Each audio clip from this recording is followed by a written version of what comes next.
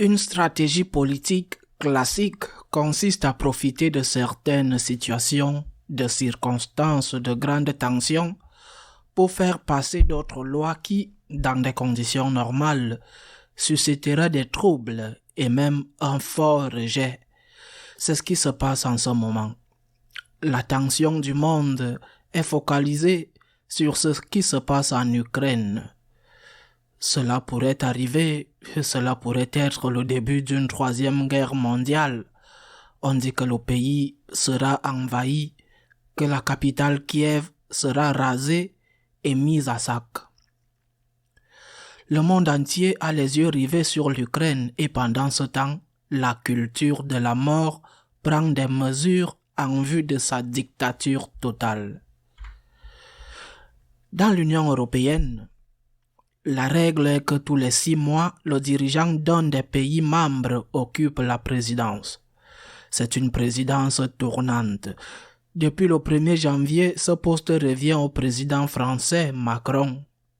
Dans son discours d'inauguration de sa présidence, Macron a dit qu'il voulait faire de l'avortement un droit. Il veut que l'avortement devienne, qu'il soit considéré comme un des éléments essentiels de ce qu'il a appelé les valeurs européennes. L'avortement comme un droit.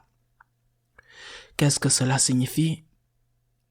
Cela signifie que personne ne peut exprimer son désaccord, que personne ne peut le critiquer, que personne ne peut faire une objection de conscience. Comment vas-tu contester un droit? Une objection de conscience qui va empêcher les personnes, par exemple le personnel de santé, mais aussi les institutions, les hôpitaux catholiques. Ceux qui s'opposent à un droit seront traités comme des criminels. Je ne sais pas s'ils seront traités aussi durement que des terroristes, mais certainement comme des criminels. En Espagne, par exemple, on ne peut plus prier devant une clinique d'avortement. Du moins, pas en groupe, parce que c'est interdit par la loi. Nous verrons comment cette loi est appliquée, mais il y a déjà une loi qui l'interdit.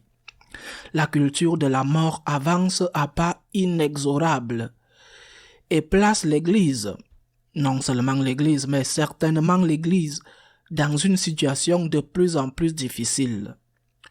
Soit elle s'adapte, soit elle finira par être considérée comme un élément instable ou un producteur de l'instabilité, une institution contraire aux droits de l'homme avec toutes les conséquences, tant pour l'institution qui perdrait son approbation légale que pour les personnes qui refuseront d'accepter non seulement l'avortement, mais aussi l'euthanasie ou les prétendus droits des personnes LGBT. Il existe une théorie appelée la grenouille bouillie. Selon cette théorie, tu mets la grenouille dans un bol, dans une casserole d'eau bouillante. La grenouille saute immédiatement. Mais si tu la mets dans une casserole d'eau froide et que tu chauffes très lentement l'eau, la grenouille s'habitue et finit par être cuite en étant bouillie. Eh bien, c'est ce qu'ils font avec la société en général, dans tout le domaine de la culture de la mort, et maintenant avec l'ajout des lois LGTB. C'est ce qu'ils font, et il y a déjà une partie majoritaire de la société qui a accepté tout cela comme quelque chose de normal. Ce qui jusqu'à récemment, et je crois que beaucoup de mon âge, avons connu comme crime, l'avortement comme un délit punissable, est devenu quelque chose de bon, toléré et accepté. Peu à peu, la grenouille s'est habituée à l'eau qu'on chauffe lentement. La société s'est petit à petit endormie. Elle a accepté des choses qu'auparavant, elle aurait absolument rejetées. Et cela se produit également au sein de l'Église. La majorité des catholiques, les quelques catholiques pratiquants qui restent, sont plus âgés. Ils ne veulent pas d'ennui. Ils ne veulent pas de complications.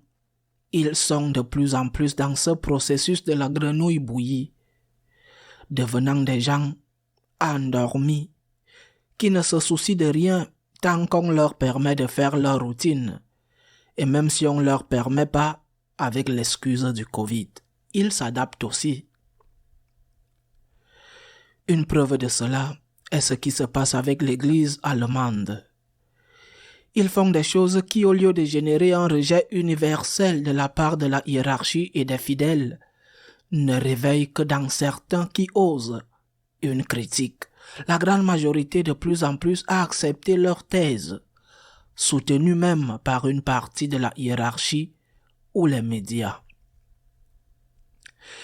Il y a quelques jours, face aux déclarations de Macron, le brillant, l'excellent secrétaire de la conférence épiscopale espagnole a déclaré que l'Église avait été fondée par Jésus-Christ comme le sel de la terre et non comme le sucre du monde. Il a raison. Sel de la terre, a dit le Seigneur, lumière du monde, le vin dans la pâte et non sucre pour le café. Mais nous devons préparer les gens à cela et nous devons être prêts à en payer le prix. Sommes-nous en train de préparer le peu de fidèles qui restent à être le sel de la terre, à payer le prix d'être marginalisés parce que nous ne voulons pas céder? Ou au contraire, l'Église est en train de devenir lentement un élément de plus du système qui sert à endormir la conscience des citoyens, c'est-à-dire à faire en sorte que la grenouille reste tranquillement dans la marmite pendant que l'eau est en train de bouillir lentement aussi. Il manque très peu. La grenouille a déjà peu de chances de sortir de la marmite et de se sauver parce qu'elle est presque complètement endormie. Nous sommes appelés à être le sel de la terre et non pas le sucre du café, pas le sucre du monde.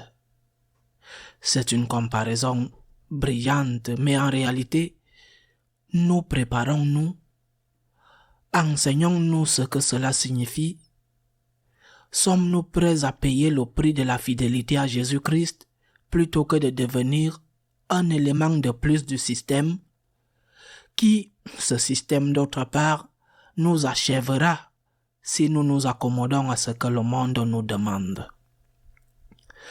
Demandons au Seigneur de nous aider pour nous-mêmes et pour la mission que nous devons accomplir pour les autres. À la semaine prochaine, si Dieu le veut.